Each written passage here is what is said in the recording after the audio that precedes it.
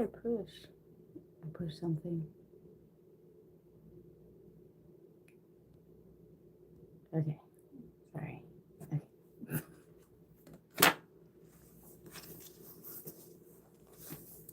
Chapter 9. Hold on. Sorry.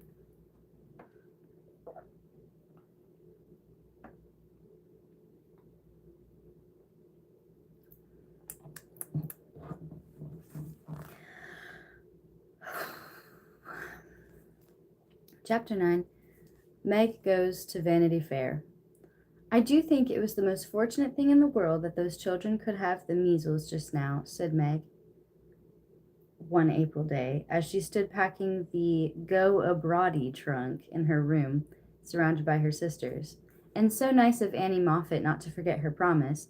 A whole fortnight of fun will be regularly splendid, replied Jo, looking like a windmill, as she folded skirts with her long arms. And such a lovely weather. I'm so glad of that.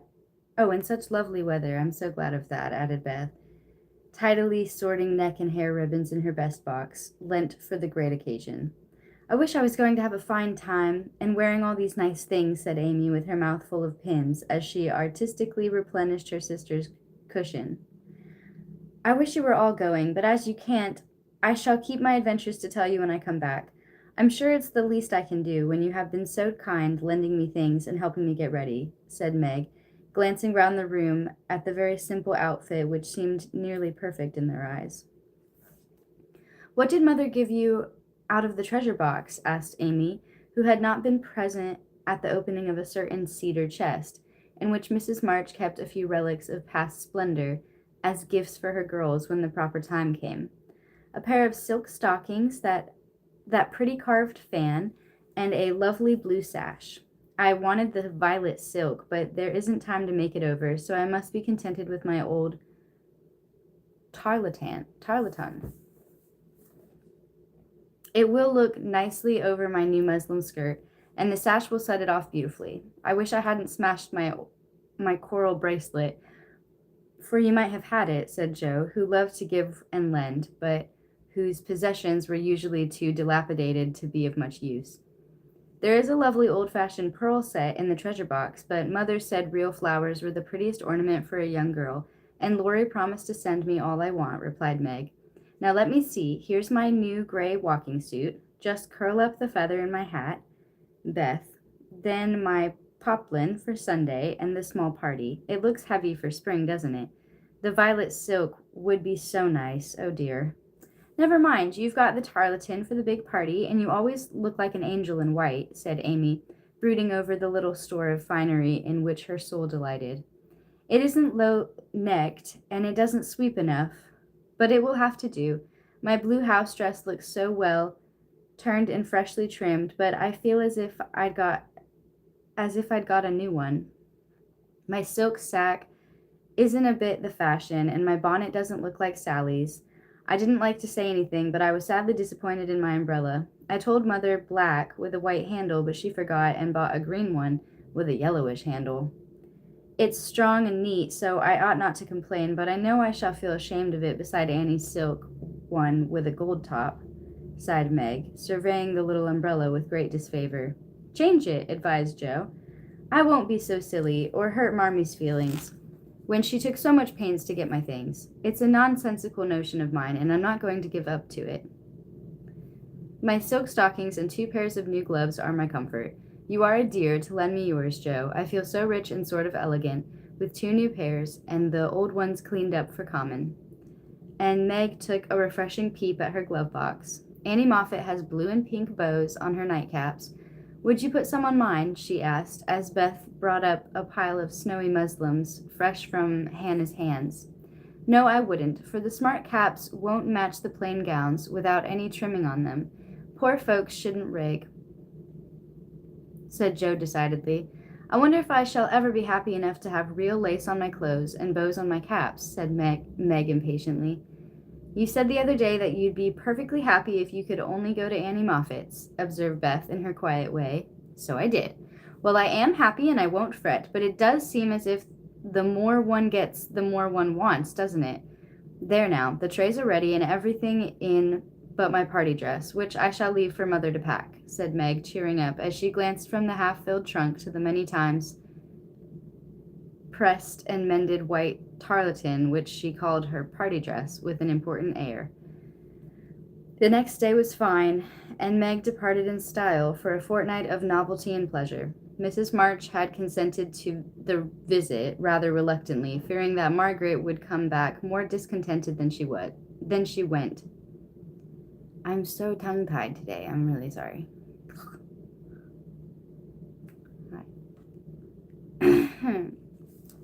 Okay. But she had begged so hard, and Sally had promised to take good care of her, and a little pleasure seemed so delightful after a winter of irksome work, that the mother yielded, and the daughter went to take her first taste of fashionable life. The Moffats were very fashionable, and simple Meg was rather daunted at first by the splendor of the house and the elegance of its occupants. But they were kindly people, in spite of the frivolous life they led, and soon put their guest at her ease. Perhaps Meg felt, without understanding why, that they were not particularly cultivated or intelligent people, and that all their gilding could not quite conceal the ordinary material of which they were made.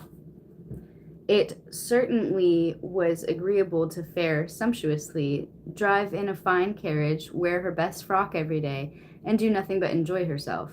It suited her exactly, and soon she began to imitate the manners and conversation of those about her, to put on little airs and graces, use French phrases, crimp her hair, take in her dresses, and talk about the fashions as well as she could. The more she saw of Annie Moffat's pretty things, the more she envied her, and sighed to be rich. Home now looked bare and dismal as she thought of it.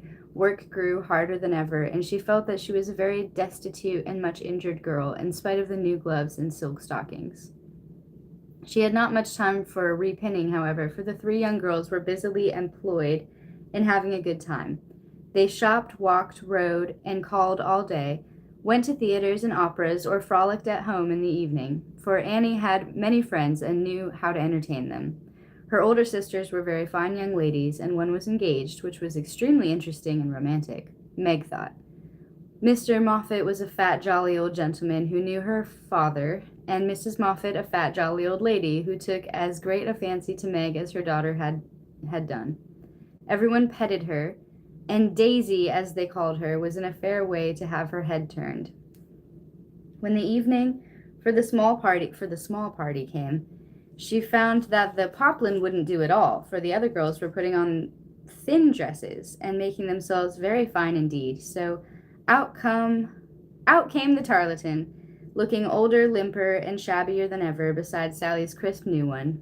Meg saw the girls glance at it and then at one another, and her cheeks began to burn, for with all her gentleness she was very proud. No one said a word about it, but Sally offered to dress her hair, and Annie to tie her sash, and Belle, the engaged sister, praised her white arms, but in their kindness Meg saw only pity for her poverty, and her heart felt very heavy as she stood by herself while the others laughed, chattered, and flew about like gauzy butterflies. The hard, bitter feeling was getting pretty bad when the maid brought in a box of flowers. Before she could speak, Annie had the cover off, and all were exclaiming at the lovely roses, heath, and ferns within. It's for Belle, of course. George always sends her some, but these are altogether ravishing, cried Annie with a great sniff. They are for Miss March, the man said, and here's a note, put in the maid, holding it. Oh, I'm sorry, they are for Miss March, the man said, and here's a note, put in the maid, holding it to Meg. What fun! Who are they from? Didn't know you had a lover, cried the girls, fluttering about Meg in a high state of curiosity and surprise. The note is from Mother, and the flowers from Laurie, said Meg, simply, yet much gratified that he had not forgotten her. Oh, indeed, said Annie with a funny look, as Meg slipped the note in her pocket as a sort of talisman against envy, vanity, and false pride, for the few loving words had done her good, and the flowers cheered her up by their beauty.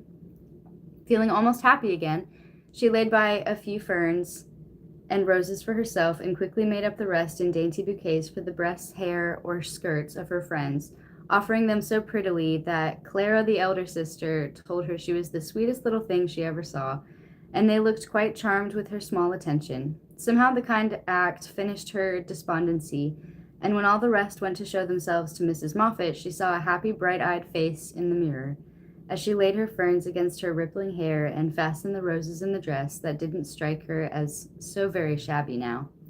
She enjoyed herself very much that evening, for she danced to her heart's content. Everyone was very kind, and she had 3 compliments. Annie made her sing, and someone said she had a remarkably fine voice. Major Lincoln asked who the fresh little girl with the beautiful eyes was. Fresh? And Mrs. Moffat... Oh, and Mr. Moffat insisted on dancing with her because she didn't dawdle, but had some spring in her, as he gracefully expressed it. So altogether she had a very nice time, until she overheard a bit of a conversation which disturbed her extremely. She was sitting just inside the conservatory, waiting for her partner to bring her an ice, when she heard a voice ask on the other side of the flowery wall, "How old is he?" 16 or 17, I should say, replied another voice. "It would be a grand thing for one of those girls, wouldn't it? Sally says they are very intimate now, and the old man quite dotes on them. Mrs. M. has made her plans, I dare say, and will play her cards well, early as it is. The girl evidently doesn't think of it yet," said Mrs. Moffat. "She told that fib about her mamma as if she did know, and colored up when the flowers came quite prettily. Poor thing, she'd be so nice if she was only got up in style. Do you think she'd be offended if we offered to lend her a dress for Thursday?" asked another voice. "She's proud, but I don't believe she'd mind, for that dowdy tarlatan is all she has got. She may tear it tonight, and that will be a good excuse for offering a decent one. We'll see. I shall ask young Lawrence as a compliment to her, and we'll have fun about it afterward." Here Meg's friend appeared, to find her looking much flushed and rather agitated. She was proud, and her pride was useful just then, for it helped her hide her mortification, anger, and disgust at what she had just heard, for innocent and unsuspicious as she was, she could not help understanding the gossip of her friends. She tried to forget it, but could not, and kept repeating to herself, "Mrs. M. has made her plans, that fib about her mamma, and dowdy tarlatan," until she was ready to cry, and rush home to tell her troubles and ask for advice. As that was impossible, she did her best to seem gay, and being rather excited, she succeeded so well that no one dreamed what an effort she was making.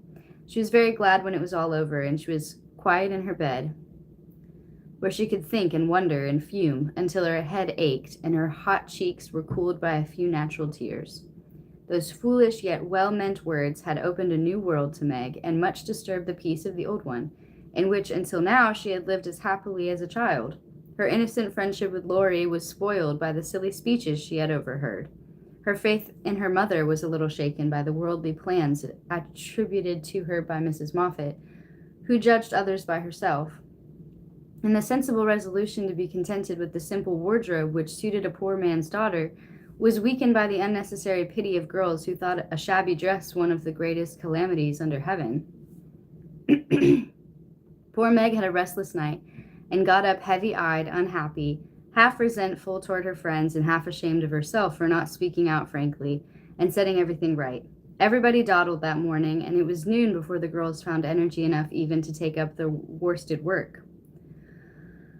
Something in the manner of her friends struck Meg at once. They treated her with more respect, she thought, took quite a tender interest in what she said, and looked at her with eyes that plainly betrayed curiosity.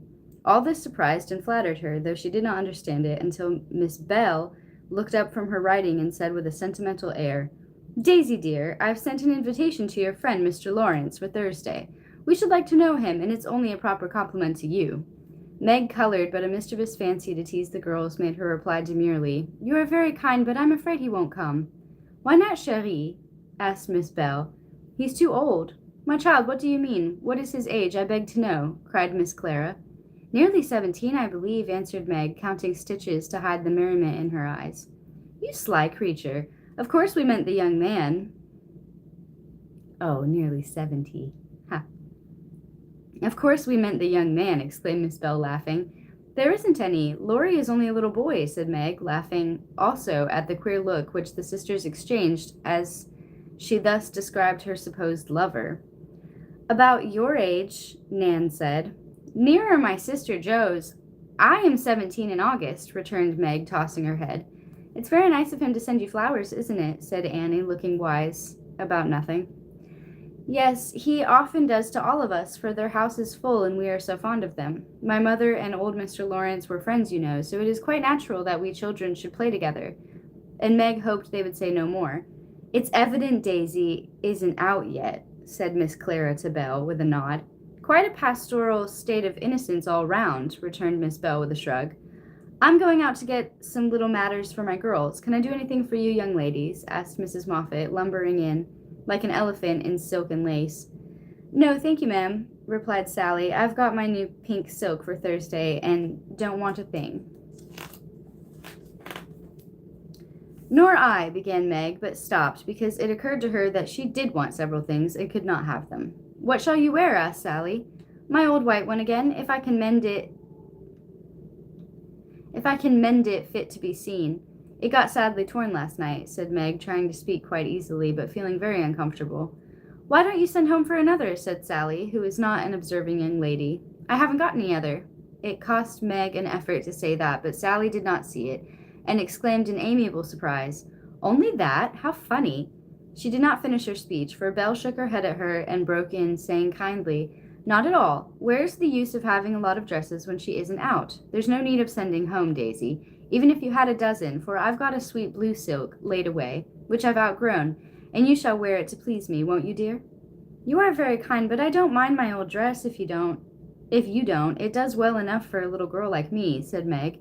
Now do let me please myself by dressing you up in style. I admire to do it, and you'd be a regular little beauty with a touch here and there.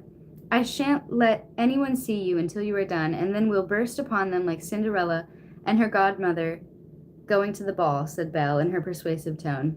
Meg couldn't refuse the offer so kindly made, for a desire to see if she would be a little beauty after touching up caused her to accept and forgot all her former uncomfortable feelings toward the Moffats.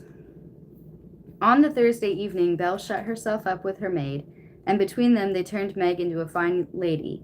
They crimped and curled her hair, they polished her neck and arms with some fragrant powder, touched her lips with coralline salve to make them redder, and Hortense would have added a soupçon rouge if Meg had not rebelled.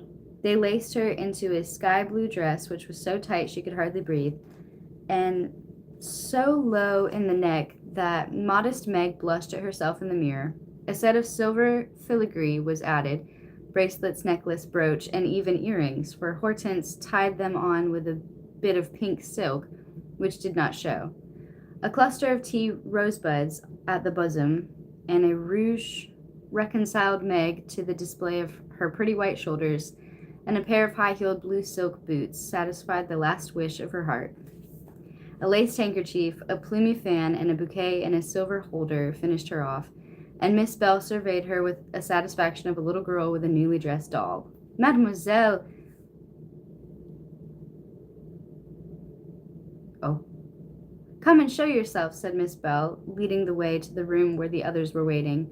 As Meg went rustling after her with her long skirts trailing, her earrings tinkling, her curls waving, and her heart beating, she felt as if her fun had really begun at last, for the mirror had plainly told her that she was a little beauty. Her friends repeated the pleasing phrase enthusiastically, and for several minutes she stood like the jackdaw in the fable, enjoying her borrowed plumes, while the rest chattered like a party of magpies. While I dress, do you drill her? What?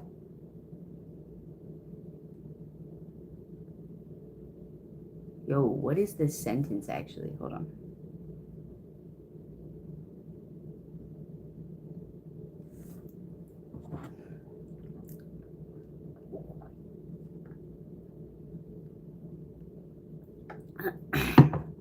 While I dress, do you drill her, Nan, in the management of her skirt and those French heels, or she will trip herself up. Take your silver butterfly and catch up that long curl on the left side of her head, Clara, and don't any of you disturb the charming work of my hands, said Belle, as she hurried away, looking well pleased with her success. I'm afraid to go down. I feel so queer and stiff and half-dressed, said Meg to Sally as the bell rang, and Mrs. Moffat sent to ask the young ladies to appear at once. You don't look a bit like yourself, but you are very nice. I'm nowhere beside you, for Belle has heaps of taste, and you're quite French, I assure you. Let your flowers hang, don't be so careful of them, and be sure you don't trip, returned Sally, trying not to care that Meg was prettier than herself.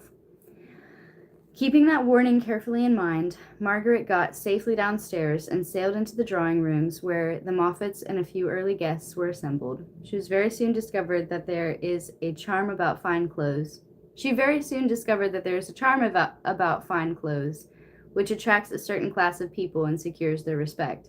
Several young ladies who had taken no notice of her before were very affectionate all of a sudden. Several young gentlemen who had only stared at her at the other party now not only stared but asked to be introduced and said all manner of foolish but agreeable things to her, and several old ladies who sat on sofas and criticized the rest of the party inquired who she was with an air of interest. She heard Mrs. Moffat reply to one of them, Daisy March, father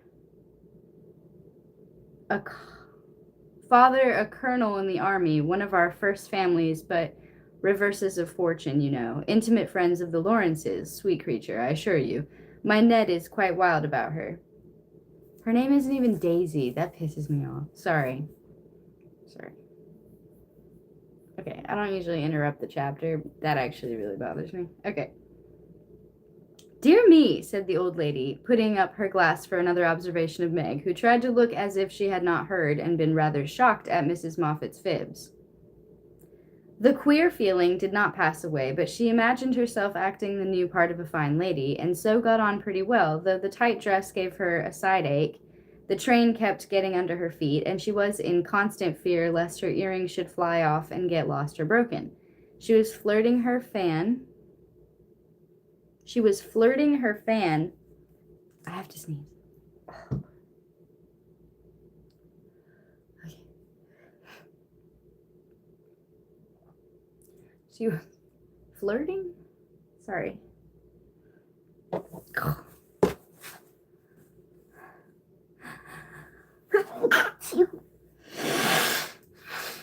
I'm so sorry.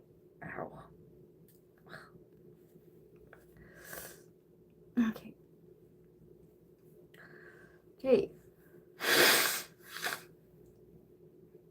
Ow.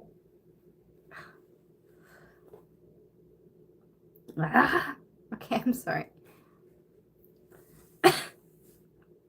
Ooh, we just falling apart today, I think.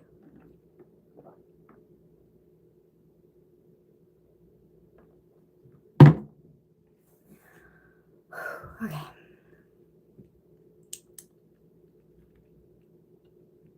She was flirting her fan and laughing at the feeble jokes of a young gentleman who tried to be witty when she suddenly stopped laughing and looked confused, for just opposite she saw Laurie. He was staring at her with undisguised surprise and disapproval also, she thought, for though he bowed and smiled, yet something in his honest eyes made her blush and wish she had her old dress on. To complete her confusion, she saw Belle nudge Annie and both glance from her to Laurie, who she was happy to see looked unusually boyish and shy. Silly creatures, to put such thoughts into my head. I won't care for it or let it change me a bit, thought Meg, and rustled across the room to shake hands with her friend. I'm glad you've come. I was afraid you wouldn't, she said with her most grown-up air. Joe wanted me to come and tell her how you looked, so I did, answered Laurie, without turning his eyes upon her, though he half smiled at her maternal tone. What shall you tell her? Asked Meg, full of curiosity to know his opinion of her, yet feeling ill at ease with him for the first time. I shall say I didn't know you, for you looked so grown up and unlike yourself. I'm quite afraid of you, he said, fumbling at his glove button. How absurd of you. The girls dressed me up for fun, and I rather like it. Wouldn't Jo stare if she saw me? Said Meg, bent on making him say whether he thought her improved or not. Yes, I think she would, returned Laurie gravely. Don't you like me so? Asked Meg. No, I don't, was the blunt reply. Why not? In an anxious tone. He glanced at her frizzled head, bare shoulders, and fantastically trimmed dress with an expression that abashed her more than his answer, which had not a particle of his usual politeness about it. I don't like fuss and feathers. That was altogether too much from a lad younger than herself, and Meg walked away, saying petulantly, "You are the rudest boy I ever saw." Feeling very much ruffled, she went and stood at a quiet window to cool her cheeks, for the tight dress gave her an uncomfortably brilliant color. As she stood there, Major Lincoln passed by, and a minute after she heard him saying to his mother, "They're making a fool of that little girl. I wanted you to see her, but they have spoiled her entirely. She's nothing but a doll tonight." Dang. "Oh dear," sighed Meg. "I wish I'd been sensible and worn my own things. Then I should not have disgusted other people or felt so uncomfortable and ashamed of myself." She leaned her forehead on the cool pane and stood half hidden by the curtains, never minding that her favorite waltz had begun until someone touched her, and turning, she saw Laurie looking penitent as he said with his very best bow and his hand out, "Please forgive my rudeness and come and dance with me." "I'm afraid it will be too disagreeable to you," said Meg, trying to look offended and failing entirely. "Not a bit of it. I'm dying to do it. Come, I'll be good. I don't like your gown, but I do think you are just splendid." And he waved his hands as if words failed to express his admiration. Meg smiled and relented and whispered as they stood waiting to catch the time, take care my skirt don't trip you up." Swear to God, the grammar's like not good sometimes. I don't know. I've just been like tongue-tied as fuck today. Sorry. How much longer do we have? I'm sorry. I feel like I'm falling apart over here. Like I'm out of breath. I'm tongue-tied. I'm hungry. My nose won't stop. It won't leave me alone. I swear, like, I never interrupt my chapters, but today's like, it's like hot in here, and I'm like, okay, it's fine. All right, Jesus. Sorry, excuse me. I'm so sorry. Like, this isn't normal. Okay. We're gonna get through this. Yeah, that's fine.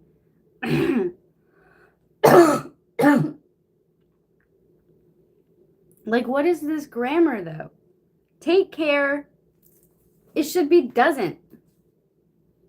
That's also, it's pissing me off, okay? Like, the way that she's getting treated this whole chapter is already, like, really frustrating. And now her grammar is messed up, and that bothers me on a personal level. So, take care, my skirt don't trip you up. Doesn't, Meg. My skirt doesn't trip you up. Or skirts don't trip you up. One or the other. Okay. Or is this like a weird old way that they talked back then? I don't know. I don't like it though. All right. Take care, my skirt don't trip you up. It's the plague of my life, and I was a goose to wear it. Pin it round your neck, and then it will be useful, said Laurie, looking down at the little blue boots, which he evidently approved of. Away they went fleetly and gracefully, for having practiced at home they were well matched, and the blithe young couple were a pleasant sight to see as they twirled merrily round and round, feeling more friendly than ever after their small tiff. "Laurie, I want you to do me a favor, will you?" said Meg, as he stood fanning her when her breath gave out, which it did very soon, though she would not own why. "Won't I?" said Laurie with alacrity. "Please don't tell them at home about my dress tonight. They won't understand the joke, and it will worry Mother." "Then why did you do it?" said Laurie's eyes, so plainly that Meg hastily added, "I shall tell them myself all about it, and confess to Mother how silly I've been, but I'd rather do it myself, so you'll not tell, will you?" "I give you my word I won't. Only what shall I say when they ask me? Just say I looked pretty well and was having a good time. I'll say the first with all my heart, but how about the other? You don't look as if you were having a good time. Are you?" And Laurie looked at her with an expression which made her answer in a whisper, "No, not just now. Don't think I'm horrid. I only wanted a little fun, but this sort doesn't pay, I find, and I'm getting tired of it. Here comes Ned Moffat. What does he want?" said Laurie, knitting his black brows as if he did not regard his young host in the light of a pleasant addition to the party. He put his name down for 3 dances, and I suppose he's coming for them. What a bore, said Meg, assuming a languid air, which amused Laurie immensely. He did not speak to her again until supper time, when he saw her drinking champagne with Ned and his friend Fisher, who were behaving like a pair of fools, as Laurie said to himself, for he felt a brotherly sort of right to watch over the marches and fight their battles whenever a defender was needed. You'll have a splitting headache tomorrow if you drink that stuff. I wouldn't, Meg. Your mother doesn't like it, you know. He whispered, leaning over her chair as Ned turned to refill her glass and Fisher stooped to pick up her fan. I'm not Meg tonight. I'm a doll who does all sorts of crazy things. Tomorrow I shall put away my fuss and feathers and be desperately good again, she answered with an affected little laugh. Wish tomorrow was here, then, muttered Laurie, walking off, ill-pleased at the change he saw in her.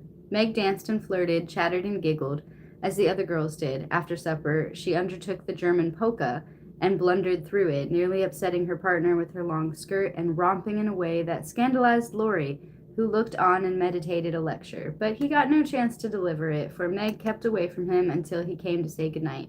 Remember, she said, trying to smile, for the splitting headache had already begun. Silence à l'amour, replied Laurie with a melodramatic flourish as he went away. This little bit of byplay excited Annie's curiosity, but Meg was too tired for gossip and went to bed feeling as if she had been to a masquerade and hadn't enjoyed herself as much as she expected. She was sick all the next day, and on Saturday went home quite used up with her fortnight's fun and feeling that she had sat in the lap of luxury long enough. It does seem pleasant to be quiet and not have company manners on all the time. Home is a nice place, though it isn't splendid, said Meg, looking about her with a restful expression as she sat with her mother and Joe on the Sunday evening. I'm glad to hear you say so, dear, for I was afraid home would seem dull and poor to you after your fine quarters, replied her mother, who had given her many anxious looks that day, for motherly eyes are quick to see any change in children's faces.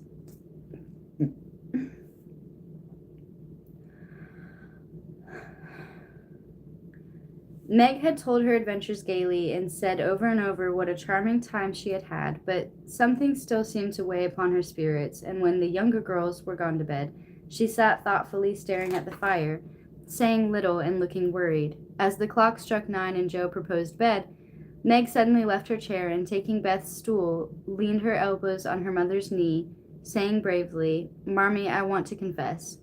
I thought so. What is it, dear?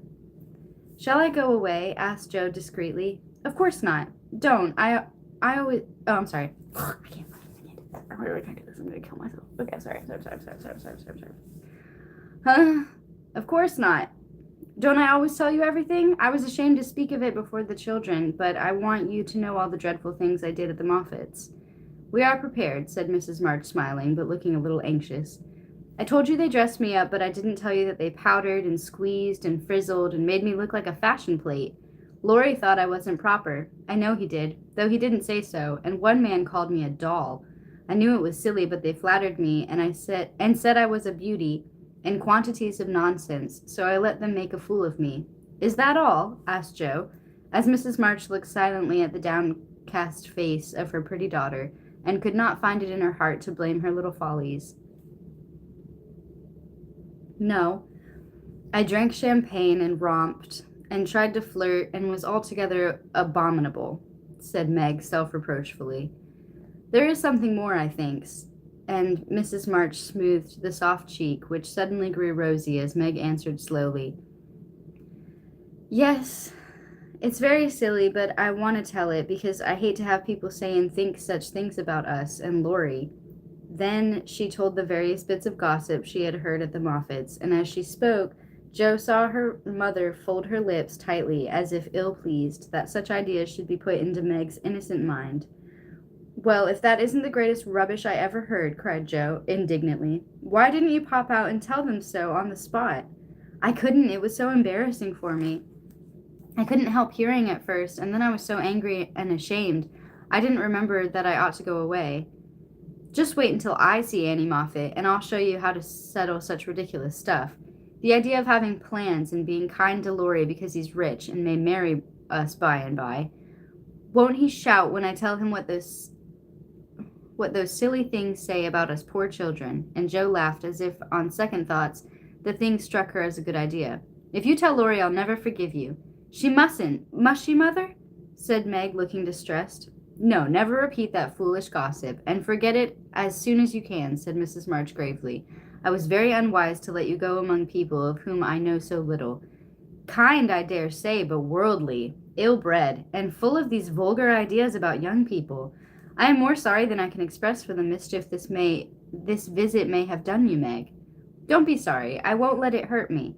I'll forget all the bad and remember only the good, for I did enjoy a great deal, and thank you very much for letting me go. I'll not be sentimental or dissatisfied, Mother. I know I'm a silly little girl, and I'll stay with you until I'm fit to take care of myself. But it is nice to be praised and admired, and I can't help saying I like it, said Meg, looking half ashamed of the confession. That is perfectly natural and quite harmless, if the liking does not become a passion and lead one to do foolish or unmaidenly things. Learn to know and value the praise which is worth having, and to excite the admiration of excellent people by being modest as well as pretty, Meg. Margaret sat thinking a moment, while Jo stood with her hands behind her, looking both interested and a little perplexed. For it was a new thing to see Meg blushing and talking about admiration, lovers, and things of that sort, and Jo felt as if, during that fortnight, her sister had grown up amazingly, and was drifting away from her into a world where she could not follow. Mother, do you have plans, as Mrs. Moffat said? Asked Meg bashfully. Yes, my dear, I have a great many. All mothers do, but mine differ somewhat from Mrs. Moffat's, I suspect. I will tell you some of them, for the time has come when a word may set this romantic little head and heart of yours right on a very serious subject. You are young, Meg, but not too young to understand me, and mother's lips are the fittest to speak of such things to girls like you. Jo, your turn will come in time, perhaps, so listen to my plans and help me carry them out if they are good. Jo went and sat on one arm of the chair, looking as if she thought they were about to join in some very solemn affair. Holding a hand of each and watching the two young faces wistfully, Mrs. March said in her serious yet cheery way, I want my daughters to be beautiful, accomplished, and good, to be admired, loved, and respected, to have a happy youth, to be well and wisely married, and to lead useful, pleasant lives with as little care and sorrow to try them as God seems fit to send. To be loved and chosen by a good man is the best and sweetest thing which can happen to a woman, and I sincerely hope my girls may know this beautiful experience. It is natural to think of it, Meg, right to hope and wait for it, and wise to prepare for it, so that when the happy time comes, you may feel ready for the duties and worthy of the joy. My dear girls, I am ambitious for you, but not to have you make a dash in the world. Marry rich men merely because they are rich, or have splendid houses which are not homes, because love is wanting.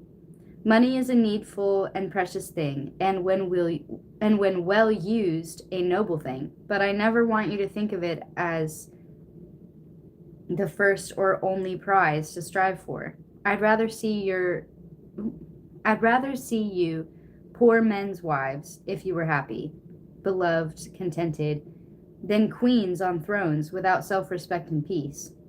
Poor girls don't stand any chance, Belle says, unless they put themselves forward, sighed Meg.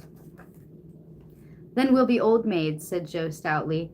Right, Jo. Better be happy old maids than unhappy wives or unmaidenly girls running about to find husbands, said Mrs. March decidedly. Don't be troubled, Meg. Poverty seldom daunts a sincere lover. Some of the best and most honored women I know were poor girls, but so love-worthy that they were not allowed to be old maids. Leave these things to time. Make this home happy, so that you may be fit for homes of your own, if they are offered you, and contented here if they are not. One thing remember, my girls. Mother is always ready to be your confidant, father to be your friend, and both of us trust and hope that our daughters, whether married or single, will be the pride and comfort of our lives. We will, Marmee, we will, cried both with all their hearts as she bade them good night. Oh my God. The end. Thank you for listening. I'm gonna go stick my head in a fireplace. No, I don't even know. Like, my whole head is like, my nose, I don't know. I don't want to talk about it. This won't go away. No matter how much I spit or cough or drink water, it won't go away. It's fine though. It's fine. We got through the chapter. I'm just really sorry because I don't usually interrupt at all until the chapter's over, and that was very out of character, and I'm sorry. And I haven't washed my hair in 3 days, and you can tell, so that's awesome. That's just a cherry on top. But also, they were like making fun of Meg the whole time. And that just, like, my nose. Okay, my nose is gonna freaking kill me. I'm gonna. Okay. Jesus Christ. They were making fun of Meg the whole time, and that just had me, like, more and more annoyed. And then everything on top. I'm getting, like, hot. I'm hot. I forgot to turn my fan on. Jesus. Okay. Oh. Whew. Okay. Forgot to turn my fan on before I started the stream. Realized like 10 minutes in and was like, I'm gonna die by the end. It's fine. I drink honey tea every day. Yeah, I had my tea today. I low-key might have some more tea. Just, you know, but it hasn't really helped. I don't know. Maybe because I have it every day already. Is that how that works? Like, if your body's already like, yeah, we have tea every day, bitch, it's not gonna do anything. Like, do I need to stop having it every day so that it helps? Again, on the rare... That's the dumbest thing. No, of course that's not how it works. All right, anyway. I need to spit. Anyway, sounds good. What sounds good? Oh, honey tea. I'm really into chamomile right now. It tastes like a bowberry biscuit, which I don't eat. I haven't had a bowberry biscuit since I worked at, like, camp. Whoa. Like 13 years ago, so. But chamomile, it tastes good. Anyway, yeah, I only put honey in mine. It honestly is great. I do that every morning. I love it. But, and I don't drink coffee.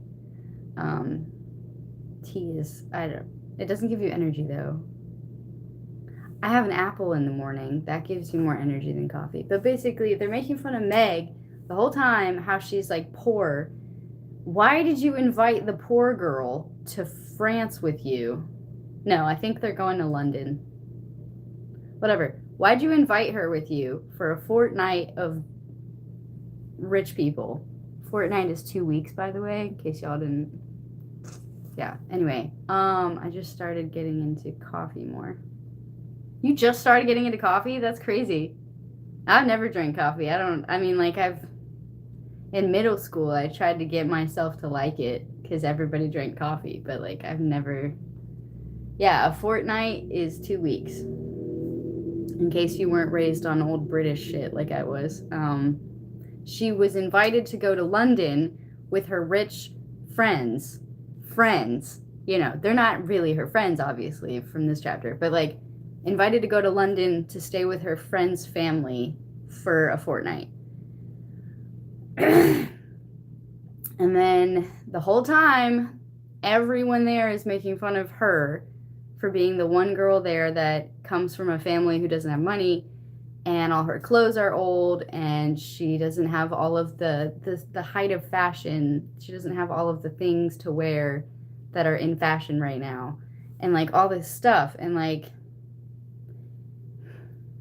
it just was pissing me off how they would, like, they gave her a fake name. I didn't like that. I knew this already. I just, like, I didn't realize, like, I didn't know the book was going to piss me off so much more than the movie, but I grew up on the movie, but, like, wow. this is really fun to read because I grew up on the story of it. I just never read the book. So there's like more. And it's like, okay, so they gave her a fake name and then they're dressing her up in their clothes. And they're like, yeah, we're gonna like act like you're our little plaything and like dress you up like a doll and call you a whole other name. And then when people ask who you are at this party, because oh, now you look super rich and beautiful, so people are going to show interest in you now who were ignoring you before. When they ask about you, I'm going to introduce you as the fake name that we gave you and not even your real fucking name, and tell them lies about your family to make you sound like you have more money than you do. And like, that's crazy. I didn't know they were going to do all that. Like, so they call her Daisy. Her name is Margaret. Meg for short. They're calling her Daisy. And then a dude is like, who is that lovely little thing over there? And the old lady's like, yeah, that's Daisy March. Not even her fucking name. Her name's Meg March. Oh my god. And then her father, da da da da da da da. Like,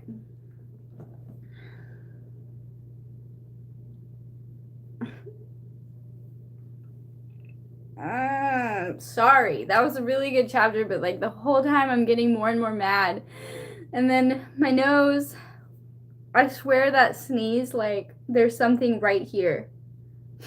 It's not gonna come out, and I just want to like shove my finger up and I'm gonna go like, I swear to God, there's probably nothing up there. But do you ever get that feeling that there's something lodged right here? And if you just blew hard enough, it would just like fuck off, you know? It's not going to, though. I already know. This is my whole existence. It's fine. Fake friends. Yeah, for real. Yeah, no, yeah, fake ass friends. And I don't even know why they invited her in the first place if you were just going to be embarrassed by her and want to dress her up in your clothes to like fit in better and like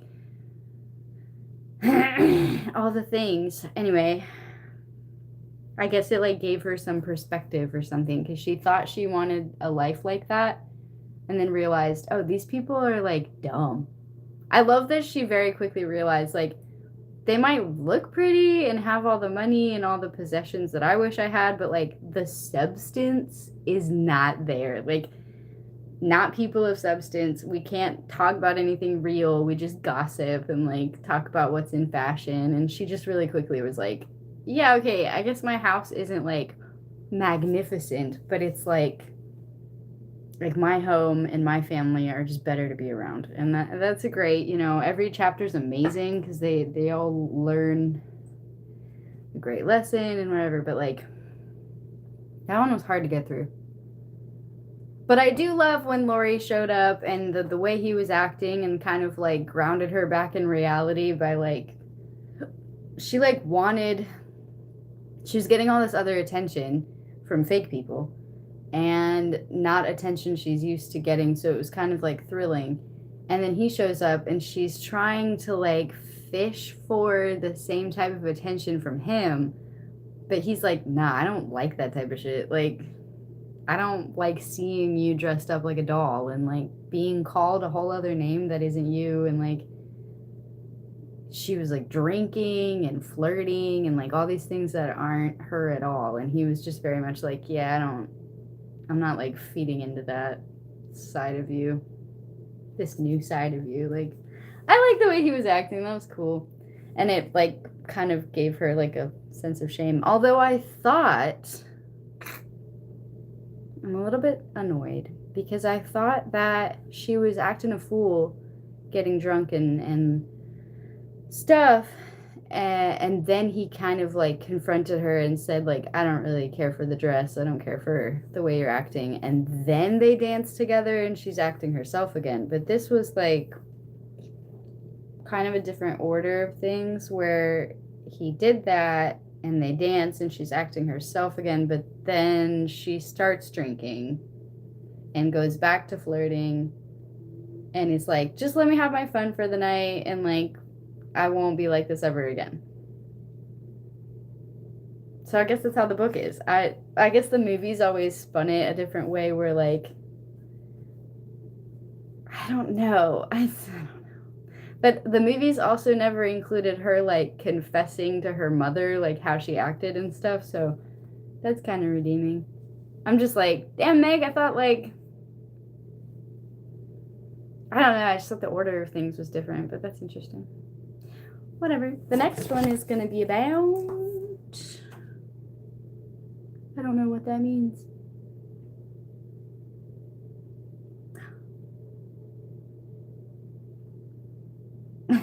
Sorry. Never mind, because some of them are so clear. This one was called Meg Goes to Vanity Fair, so I kind of knew what it was going to be about. This one isn't clear. It's called the PC and PO. What's PC stand for? But we're going to find out, you know, next time. So thanks for hanging out. Thanks for listening. And, yeah, I'm going to go because I need to figure out what the hell is happening to my nose right now. I'm going to blow it so hard. I mean, like, you know, that it's going to be like, oh, I hope. I'm really holding out every hope. And I'm so sorry. I'm talking about my nose right now. Anyway, my bad. I'm so sorry. I tried to come on here looking presentable. It didn't really work. It's fine. Yeah, careful with that. Oh, you got to do it over a sink. I'm so disgusting. Okay. Anyway. All right. So the plan... Thanks for hanging out. But I'm literally about to go eat an apple and then get back on. Not stream, but if you want to join, I can't do anything, guys. I'm so dysfunctional. Okay. You girls had a rough beginning of the week. I can't lie. Sunday through today has been really rough. I didn't get the job I interviewed for. Totally found out today. I meant to tell y'all. Anyway, hope you expel your sinuses. Thank you. Yeah. Okay, sorry. That's all to say. Join my Discord server if you want. If you want if you want updates. I don't fucking care anymore. No, I do. If you want updates on when I'm going live again. Oh, I thought I saw my snake. Sorry. Sometimes she like whips around and I see her in the corner of my eye. She's awesome. Anyway, sorry. If you want updates, thanks. Hooters might be the next one. No. If you want updates on when I'm going live again, when we're doing something in the Discord for fun, that'll be in my Discord server. So join if you want. Tonight we're doing movie night.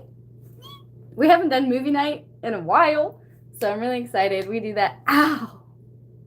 Oh. Okay. Ow. That one really hurt. All right. I got that knuckle. I like pushed on it. Oh. I jammed it. All right, it's fine.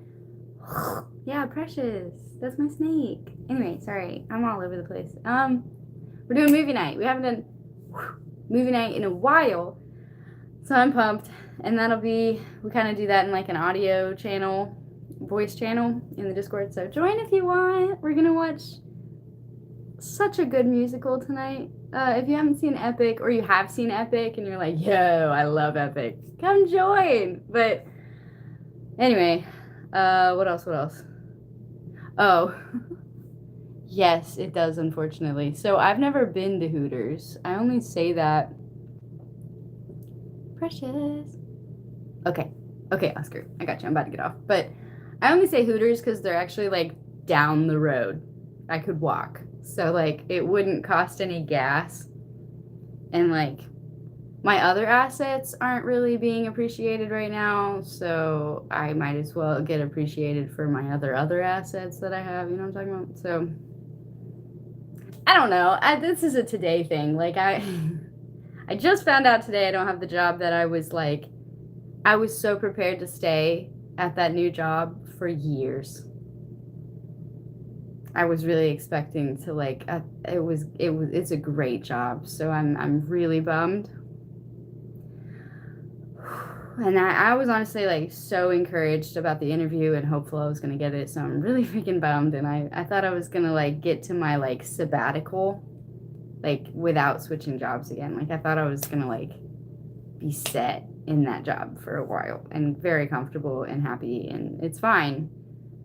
But finding out today, I'm trying not to sit on it for too much right now because I really am like, I mean, I could just go right next door. I got the boobs at this point, but it's fine. I'm trying not to think like that. It's fine. Maybe just on the weekends, extra money. I'm trying not to think about it. It's fine. I'm just like, it's fine. But I was really good at serving in general. But that was before I had my condition, like my illness that I have now. So I don't even know if I could go back to serving either. I don't even know. Anyway, I'm trying not to think about it so much because then it's like the thoughts start racing and I don't think I'm in a good place to do that right now. So I'm not going to even like look for another job for a bit. I'm just going to stay where I'm at because I've been where I'm at and it's fine. But I will look for another one at some point, just not right now. Who's not appreciating you? See? Thanks, Luan. It's fine. But no, I just have the type of job right now where like I have to foster my own relationships with my clients. So if I'm ever too sick or have to take PTO, it's like very nerve-wracking having anyone try to cover me because they're my clients. So if somebody pisses a client off, it goes back on me, and like if I make any slight mistake, it doesn't matter how great of a job I've been doing the last 2 years. That slight mistake is enough to question, am I even good at my job? And that I don't like that. There's really like no room to get any kind of sense of fulfillment from my job because I'm constantly like chasing after the next way to keep my clients pleased. So it would be really cool to not have my own clients to keep happy, but like it's fine. And like it would be really cool if I got paid. It'd be so cool if I got paid like more and it like made up for the stress that I'm taking on, like the mental stress that this job puts me through. I might be able to take it better if I got paid more, but like we don't get paid much. Yeah, on eggshells, for real. It's okay. It's okay. I've been doing it for 2 years. I just was starting to feel like kind of burnt out. One good thing about my job. Oh, less travel. I'm not good with travel either. I feel you. I get so sick. But anyway, I'll probably soon like sit down and write some pros and cons lists or something. If I'm thinking about getting into a whole different field of work, I don't know yet, but yeah. All right. Make some merch. How easy is it to make merch and then actually have people like it enough to buy it? I don't know. A lot of my favorite YouTubers do merch. I don't know. But I've never bought it. Anyway. Well, Luan, I love you. Thanks for stopping by. We are doing movie night if you want to join us. We're about to switch over there. Oh. Ooh. You can buy my paintings. I've sold 3 now? Why can't I remember? Whatever. I've sold paintings. You can buy my paintings. Also, Oscar, that's so nice. Like designing merch with my art style on it. That'd be interesting. Make a store. All right. I have been meaning to post my paintings and cards and stuff so you guys can see everything I've made. I need to just sit down and do that. But yeah. Homie, I've been saying yeah, I've been saying my art could be sold. Like, I just need an address. You gotta feel safe enough to send me your address, and I'll get it right over to you. I've sent Oscar a piece. Wraith has a piece of mine now. And don't tell me. Oh my gosh. No, don't tell me, don't tell me, don't tell me.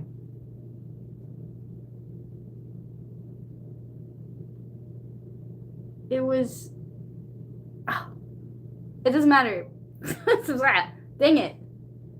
There's somebody else. I'm trying to remember what I painted for them, but they were like, I want this. And I was like, I got you. It'll be this much. And they were like, okay, here's my address. And I got it to them. It's fine. Eric! Okay, I mean, you know, but I've never saved anything. I guess I could, like, if I really wanted to, like, scroll back up through our messages and get their addresses again. I don't know what I would do with those, but anyway. Like, obsession, no, oh my god. I don't even remember what states their addresses were, and that's the other part, like, I don't remember things 10 seconds after you told me the thing, so, like, I don't even remember states or cities these people live in. I got them their paintings, so. What did I do? Sorry, there was another one, and it's gonna stick with me until I remember.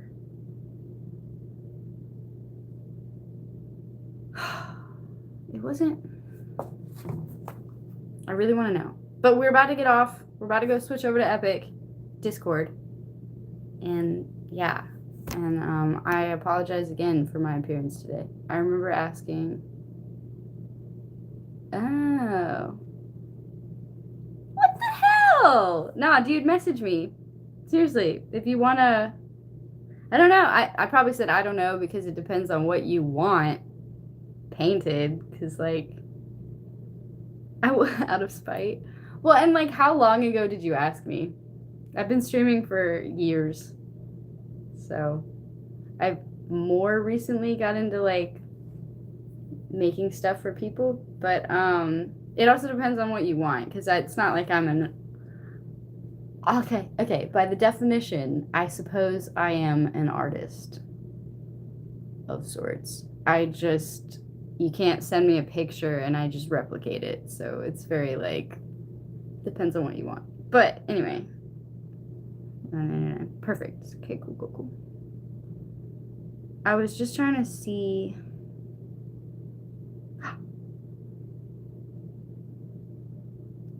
No. Wow, there's so many blocked people on here. Okay, well, either way, I don't know. Okay. You like the green one? This one? Wait, 2 seconds. This one right here? Because I don't even like this one. Like, was it a dot one? I don't even like this one. If you sold a painting, then you're a professional artist. Ah! Okay. This one? You can have it. I mean, I guess I should charge you, but like, I could part with this one. You can have it. I mean, you can, God damn it. I can't talk. I can't talk today. Okay. You can have it because I'm not attached to it. You can buy this one. This one is available for Luan because Luan specifically said he liked this one. Cool? Okay, that's what I meant. It did take me hours to make, so I should charge you for it. But I am not emotionally attached to this one. It was actually like, this one made me mad. See, you can take it. Message me. I'll message you. Yeah, we'll figure it out. Anyway. Okay. This one made me mad. Somebody actually, fun story behind this one, and then I'm getting off for real. Don't worry. Oscar, we're still doing 8 o'clock, 8:30. But, okay. This one, I was making it. I was really pumped about it for the color combination, I suppose. But I think I wanted it to be blue and yellow. And the blue and yellow started mixing. without me meaning to. So it turned a lot more green than I wanted. But then I was liking it. I was liking how it was turning out. And then this hoe. You know who you are. If you're watching. And I don't like calling people names. I'm going to call her a name for that because she decided she didn't like me. I had never met her.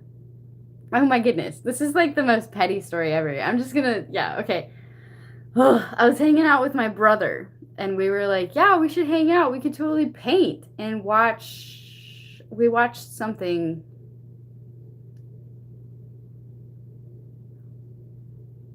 It doesn't matter. We watched something great. Probably like Swiss Army Man or something. I can't remember. But we're sitting and painting for hours and hanging out, and it's like such a fun time.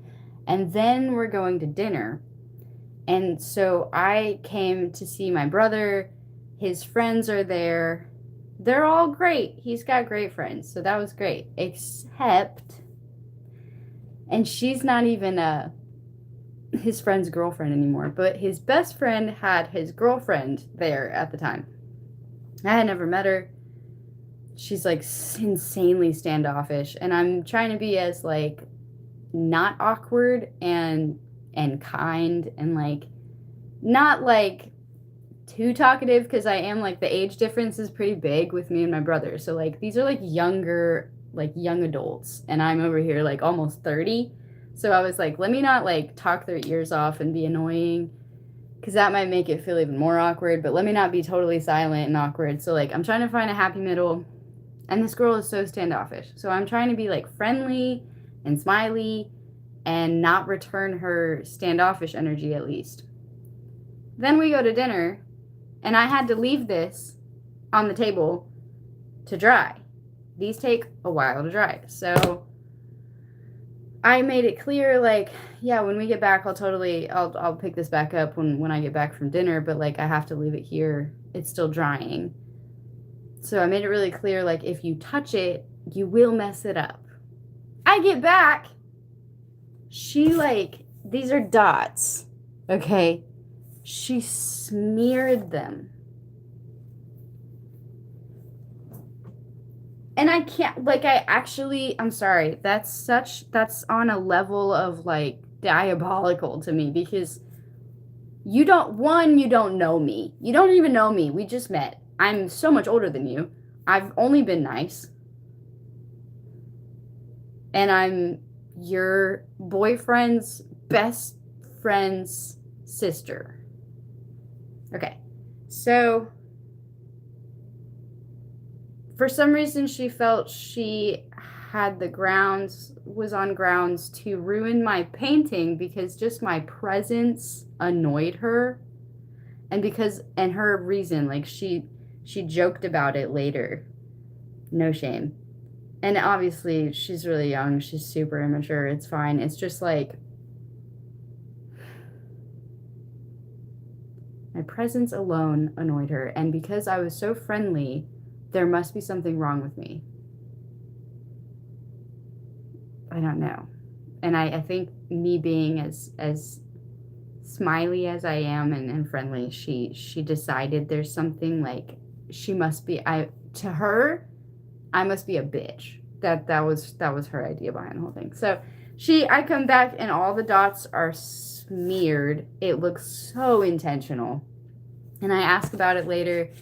Apparently when I was so nice. Oh my gosh, I was so nice about it. I didn't even react. I was just like, oh. And she's like, yeah, sorry, it got messed up.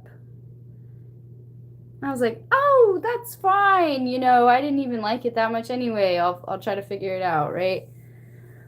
Nah. So apparently when I left, she starts joking about me and like, yeah, I totally messed that up on purpose. And like, she was so annoyingly friendly. She's probably actually a bitch, so I don't feel bad about it. And like all this stuff. And I'm just over here like, what? Even that, why would you even be intimidated by me? I'm just your boyfriend's best friend's sister. I'm not even your like boyfriend's sister. I'm not. It's this friend of your boyfriend that you don't even care about. She doesn't give a fuck about my brother. So I'm like, what do you mean intimidated? I'm just here to paint and see my brother. It was just wild. So like even if we had a whole history, like a whole past, and we were friends and now we're not, and something that's petty that would make you not like me, even then, you're gonna ruin someone's painting. But it like I was totally like, whoa. Because like I just met the girl that day and you ruined my painting? Like you don't even know me. That was just crazy to me. I don't know. I was just like, yeah, no matter how much I think I don't like someone, that painting has nothing to do with me. Now I have to figure out how to fix it. And every time I look at it, I think of this girl. I would rather think I'd rather think of Luan every time I think about the painting than have to look at it every day and think of this girl. So Luan, yeah, I'll message you about this if you would like to buy it. You totally can. I did manage to fix it, but that's a whole other layer of like when I look at it, I just see all the things that she messed up that I had to like layer on top of to hide. God. Anyway, that's the backstory on that painting. But that is the one time someone like intentionally ruined a painting of mine, and I did manage to fix it, but it was very like, what is that like? Um Carrying like that much contempt and anger for other people around by yourself. That just sounds sad and heavy for her. But it's fine. I'm just over here like, you good, babe? Do you need to talk to someone? I feel bad. Life. Ah. Some people just want to watch the world burn. Did you just quote Breakfast Club at me? But yeah, a painting. Oh, okay, cool. Okay.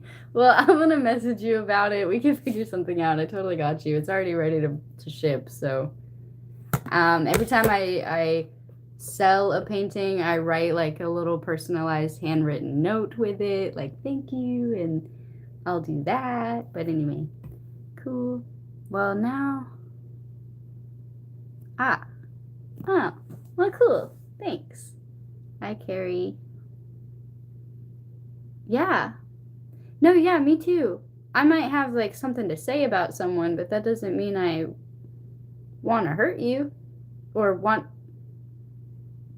misfortune for you, or that's just so much like extra negative energy to throw into someone. Like I don't have actual energy most of the time. I can barely read a chapter without getting like out of breath. So like that's a lot of extra energy. It's fine. It completely bounced off of me, so that was a waste on her part, but it's fine. I'm super petty. I know you are, Luan. I've seen it come out a little bit a couple times. And it makes me like, I love Luan. Anyway, okay. All right, it's official. So we are doing Epic at 8. I'm gonna go refresh and then hop over to Discord. So I don't know. Don't worry about it. I just see you. But anyway, yeah, so join my Discord if you want to watch Epic with us. It's super good. And I will keep you updated. I tag everyone in Discord when something's happening. So I'll tag you guys when I'm like hopping over there and getting the movie pulled up. So cool. And I'm sorry again for my appearance today and the quality in my read aloud skills. Everything's been off this week. I'm really sorry, but I still wanted to stream and do things with you guys, so. But it's okay. We're about to watch Epic. I love you guys. Seriously. Thanks for hanging out. I'll see you. Okay. Okay, I got you. Well, have fun at the gym. Everyone be safe if I don't see you over there, and I hope I see you in my next stream and all that stuff, and blah, blah, blah. And I love you guys. And no. What? I love you guys. Yeah. Uh-huh. I'm totally blank. I'll see you over there. Okay. And what was the next stream we were gonna do? It wasn't maybe I want to say Pal World. It doesn't matter. I'll keep you all updated. Just join my Discord. I'll keep you updated. But okay, bye. I'll see you over there. So sorry. I love you guys. Bye.